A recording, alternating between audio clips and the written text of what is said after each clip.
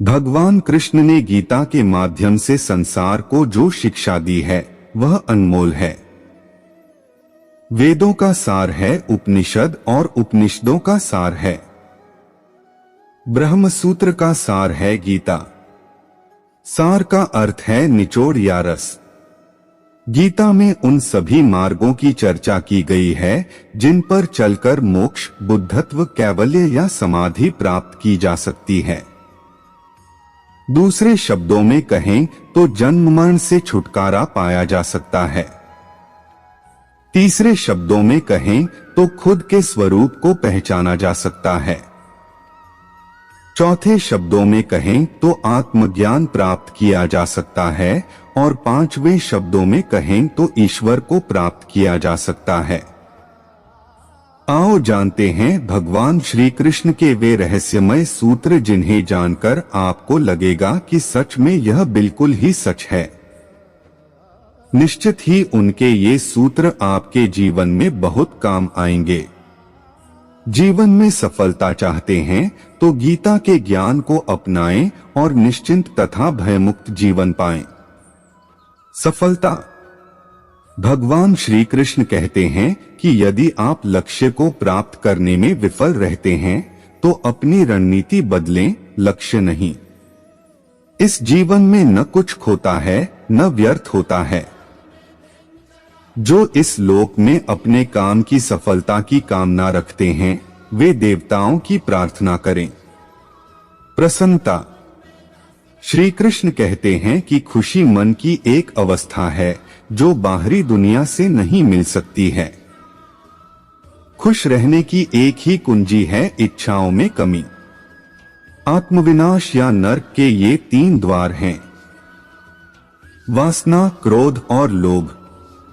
क्रोध से भ्रम पैदा होता है, भ्रम से बुद्धि व्यग्र होती है, जब बुद्धि व्यग्र होती है तब तर्क नष्ट हो जाता है। जब तर्क नष्ट होता है तब व्यक्ति का पतन हो जाता है। वह जो सभी इच्छाएं त्याग देता है और मैं और मेरा की लालसा और भावना से मुक्त हो जाता है उसे शांति प्राप्त होती है। विश्वास क्या है? मनुष्य अपने विश्वास से निर्मित होता है। जैसा वो विश्वास करता है वैसा वो बन जाता है। व्यक्ति जो चाहे बन सकता है यदि वह विश्वास के साथ इच्छित वस्तु पर लगातार चिंतन करे। हर व्यक्ति का विश्वास उसकी प्रकृति के अनुसार होता है। विश्वास की शक्ति को पहचाने। मित्र और शत्रु दोनों ही मन है। जो मन को नियंत्रित नहीं करते उनके लिए वह शत्रु के समान कार्य करता है। मन की गतिविधियों, होश, श्वास और भावनाओं के माध्यम से भगवान की शक्ति सदा तुम्हारे साथ है और लगातार तुम्हें बस एक साधन की तरह प्रयोग करके सभी कार्य कर रही है। मन अशांत है और उसे नियंत्रित करना कठिन है, लेकिन अभ्यास से इसे वश में किया जा सकता है। सर्वोच्च शांति पाने के लिए हमें हमारे कर्मों के सभी परिणाम और लगाव को छोड़ देना चाहिए। केवल मन ही किसी का मित्र और शत्रु होता है। निर्भीक बनो, उससे मत डरो जो वास्तविक नहीं है, न कभी था न कभी होगा। जो वास्तविक है वो हमेशा था और उसे कभी नष्ट नहीं किया जा सकता। प्रबुद्ध व्यक्ति के लिए गंदगी का ढेर, पत्थर और सोना सभी समान हैं। संशय न करो। सदैव संदेह करने वाले व्यक्ति के लिए प्रसन्नता न इस लोक में है न ही कहीं और आत्मज्ञान की तलवार से काटकर अपने हृदय से अज्ञान के संदेह को अलग कर दो। अनुशासित रहो। उठो। संदेह, संशय, दुविधा या द्वंद्व में जीने वाले लोग न तो इस लोक में सुख पाते हैं और न ही परलोक में। उनका जीवन निर्णयहीन, दिशाहीन और भटकाव से भरा रहता है। आत्मा न जन्म लेती है और न ही मरती है। जन्म लेने वाले के लिए मृत्यु उतनी ही निश्चित है जितनी कि मृत होने वाले के लिए जन्म लेना। इसलिए जो अपरिहार्य है उस पर शोक मत करो। ना कोई मरता है और न ही कोई मारता है, सभी निमित्त मात्र हैं। सभी प्राणी जन्म से पहले बिना शरीर के थे, मरने के उपरांत वे बिना शरीर वाले हो जाएंगे। यह तो बीच में ही शरीर वाले देखे जाते हैं, फिर इनका शोक क्यों करते हो? यह आत्मा किसी काल में भी न जन्मती है और न मरती है, अथवा न यह आत्मा होकर के फिर होने वाली है, क्योंकि यह अजन्मी, नित्य, शाश्वत और पुरातन है। शरीर के नाश होने पर भी यह नष्ट नहीं होती है। कभी ऐसा समय नहीं था जब मैं, तुम या ये राजा महाराजा अस्तित्व में नहीं थे, न ही भविष्य में कभी ऐसा होगा कि हमारा अस्तित्व समाप्त हो जाए। हे अर्जुन, हम दोनों ने कई जन्म लिए हैं। मुझे याद हैं, लेकिन तुम्हें नहीं। कर्मवान बनो। निःसंदेह कोई भी मनुष्य किसी भी काल में क्षण मात्र भी बिना कर्म किए नहीं रहता, क्योंकि सारा मनुष्य समुदाय प्रकृति जनित गुणों द्वारा परवश हुआ कर्म करने के लिए बाध्य किया जाता है। अपने अनिवार्य कार्य करो, क्योंकि वास्तव में कार्य करना निष्क्रियता से बेहतर है।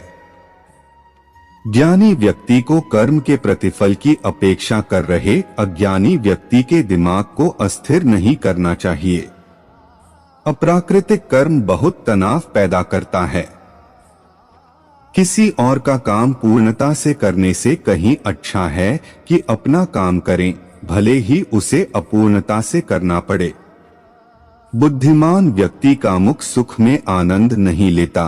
कर्मयोग वास्तव में एक परम रहस्य है। जो मेरे साथ हैं, मैं उनके साथ हूं। संपूर्ण ब्रह्मांड मेरे ही अंदर है। मेरी इच्छा से ही यह फिर से प्रकट होता है और अंत में मेरी इच्छा से ही इसका अंत हो जाता है। मेरे लिए न कोई घृणित है न प्रिय, किंतु जो व्यक्ति भक्ति के साथ मेरी पूजा करते हैं वो मेरे साथ हैं और मैं भी उनके साथ हूँ। बुरे कर्म करने वाले, सबसे नीच व्यक्ति जो राक्षसी प्रवृत्तियों से जुड़े हुए हैं और जिनकी बुद्धि माया ने हर ली है, वो मेरी पूजा या मुझे पाने का प्रयास नहीं करते। हे अर्जुन, कल्पों के अंत में सब भूत मेरी प्रकृति को प्राप्त होते हैं, अर्थात प्रकृति में लीन होते हैं और कल्पों के आदि में उनको मैं फिर रचता हूँ। मैं उन्हें ज्ञान देता हूँ जो सदा मुझसे जुड़े रहते हैं और जो मुझसे प्रेम करते हैं। मैं सभी प्राणियों को समान रूप से देखता हूँ, न कोई मुझे कम प्रिय है न अधिक। लेकिन जो मेरी प्रेम पूर्वक आराधना करते हैं वो मेरे भीतर रहते हैं और मैं उनके जीवन में आता हूँ। मेरी कृपा से कोई सभी कर्तव्यों का निर्वाह करते हुए भी बस मेरी शरण में आकर अनंत अविनाशी निवास को प्राप्त करता है। हे अर्जुन, केवल भाग्यशाली योद्धा ही ऐसा युद्ध लड़ने का अवसर पाते हैं जो स्वर्ग के द्वार के समान है। ईश्वर के बारे में, भगवान प्रत्येक वस्तु में है और सबके ऊपर भी। प्रबुद्ध व्यक्ति सिवाय ईश्वर के किसी और पर निर्भर नहीं करता। सभी काम छोड़कर बस भगवान में पूर्ण रूप से समर्पित हो जाओ। मैं तुम्हें सभी पापों से मुक्त कर दूंगा, शोक मत करो। जो कोई भी जिस किसी भी देवता की पूजा विश्वास के साथ करने की इच्छा रखता है, मैं उसका विश्वास उसी देवता में दृढ़ कर देता हूँ। हे अर्जुन, मैं भूत, वर्तमान और भविष्य के सभी प्राणियों को जानता हूँ, किंतु वास्तविकता में कोई मुझे नहीं जानता। ईश्वर एक अदृश्य एवं अकथनीय शक्ति है जिससे संसार की उत्पत्ति, पालन एवं लय होता है।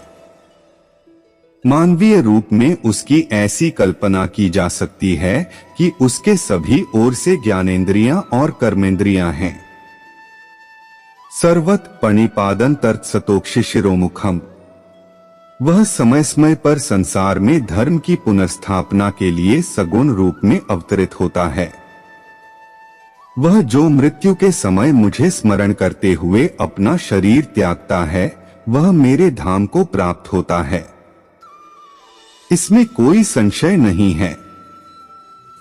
वे जो इस ज्ञान में विश्वास नहीं रखते, मुझे प्राप्त किए बिना जन्म और मृत्यु के चक्र का अनुगमन करते रहते हैं।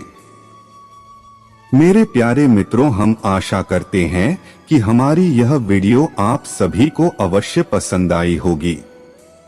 हमारे YouTube चैनल को सब्सक्राइब अवश्य कर ले और हमसे जुड़े रहे। हमारी इस वीडियो को अपने परिवार और दोस्तों को शेयर करें। इस ज्ञान को और बांटे, क्योंकि ज्ञान बांटने से ही बढ़ता है। प्रेम से बोलो राधे राधे।